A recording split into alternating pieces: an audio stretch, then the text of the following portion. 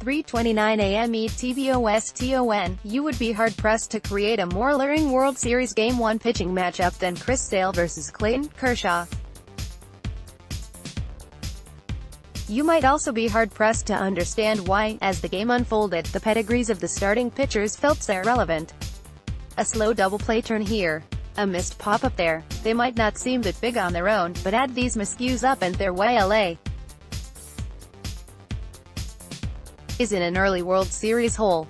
Powered by Andrew Benintendi's 4-hit night and Eduardo Nunez's pinch hit blast, Boston burned LA in the World Series opener.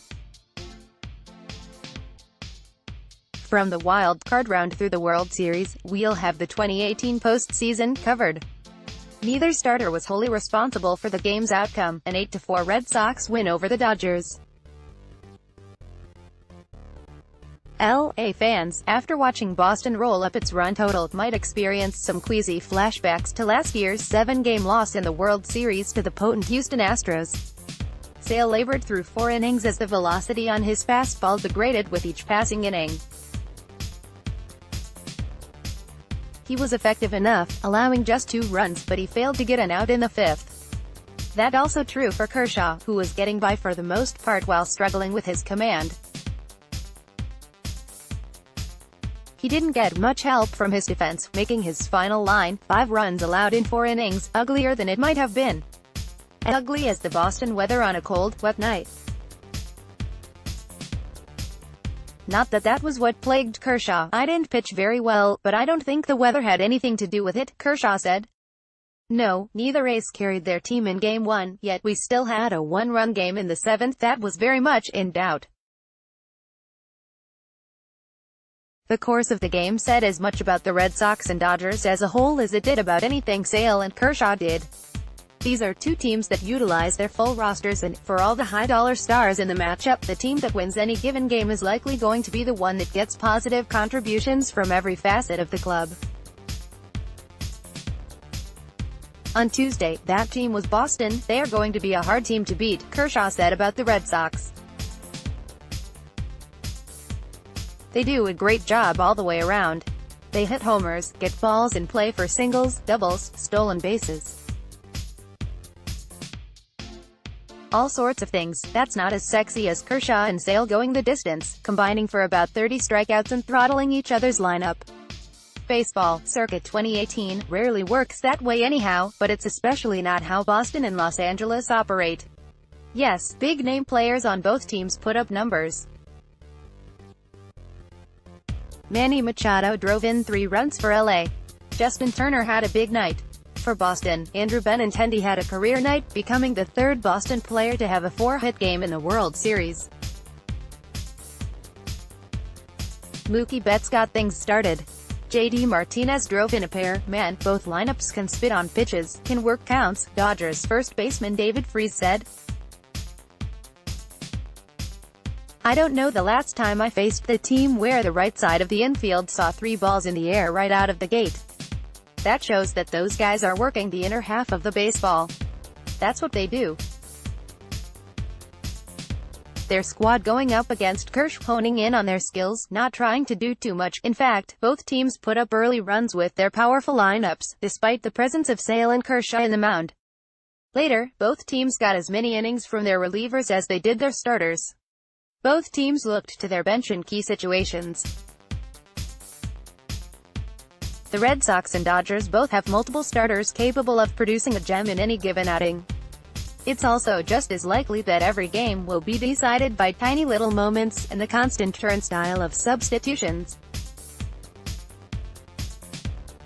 And, don't forget, all those managerial levers being pulled, which leads to clarification, questions in the post-game interview room, and second-guessing from pundits from coast to coast. It wasn't about the aces, or even the stalwarts. It was about everybody. Eduardo Nunez and Mookie Betts celebrate Boston's Game 1 win. Bob DiChiara, USA Today Sports. "You look at both rosters, there's a lot of depth," Dodgers manager Dave Roberts said. "You look at the position players on both sides, grinding at-bats, and both teams have the ability to work pitch counts and get pitch counts higher, so you're going to have to go to the pen and play matchups." That's kind of how we saw it. These teams are so good, and typically execute so well, that little mistakes in this series could result in outsized consequences. In Game 1, a mostly well-played contest in less than ideal conditions, all of the mistakes seemed to fall on the Dodgers' side, and it's why they head back to their hotel with a deficit on their hands. A couple of the miscues came after Kershaw departed with 2 men on base, a wild pitch and a missed double play chance that led to the 4th and 5th runs on Kershaw's tab. I don't think he had the fastball command that he typically does, missing up in the zone, Roberts said. I don't think his slider had the depth that we're used to seeing. And those guys, to their credit, they put some good at-bats on him. We didn't play the defense that we typically do. I thought we left some outs out there. And it didn't make Clayton's job any easier. A big fulcrum moment came in the top of the 7th. 3 straight Dodgers reached base against Red Sox reliever Ryan Brazier, loading the bags for Machado, who hit a sacrifice fly, narrowing the game to 5-4.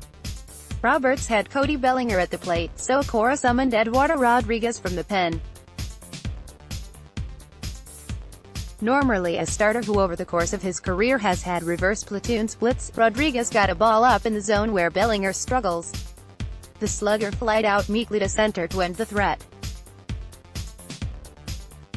It wasn't Kershaw-Sale's night, but it didn't need to be. Matty Meyer, Getty Images. Finally, the balance of the game was turned conclusively in Boston's favor next to another Eduardo in the bottom half of the 7th. With 2 on and 2 out, Roberts pulled Pedro Baez, who again flashed the dominant stuff he's had all through the postseason. Lefty Alex Wood came on, so Cora sent Eduardo Nunez to the plate as a pinch hitter. Wood, who, like Rodriguez, is also normally a starter, threw Nunez 2 straight breaking pitches and Nunez crushed the second one, hammering the hardest hit home run ball he's had in 2 years. The ball just cleared the green monster, but it was a game-breaking home run just that same. In the beginning I thought it was going to be a single, because the wall is so high and I know it was a low ball, Nunez said. When I see the ball is going, I was excited, because I didn't expect the ball going out. All of this happened after Sale and Kershaw had returned to their clubhouses to ice their arms. One missed double play opportunity, one lefty starter turned reliever who comes through, and another one who does not. The Red Sox played an airtight defensive game, the Dodgers did not. The Dodgers made the one big pitching mistake, the Red Sox did not. I mean, I love it, Boston manager Alex Cora said. I love it. It's a challenge. They're going to mix and match. They're going to pinch hit, they're going to bring their relievers.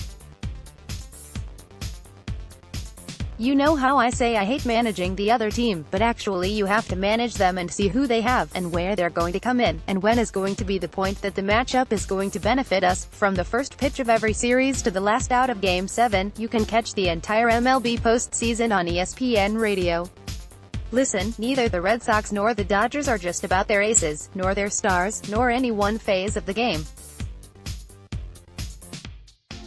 They are about all of it, and it gives us plenty to keep track of.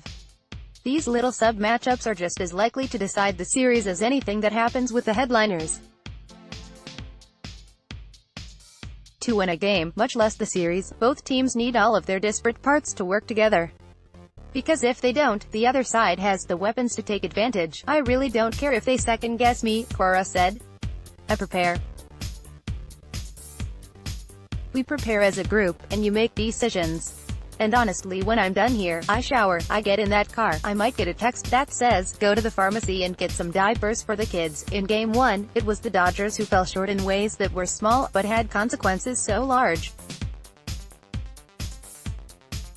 In Game 2, it's entirely possible that the roles will be reversed, and it will be the Red Sox who are left ruining a missed double play, or a curveball that doesn't bite. But we will hopefully also get a game or two where none of these facets fail for either team. When that happens, we'll see the two best teams in the sport right now help keep the classic and fall classic. We might even get a game decided by the stars.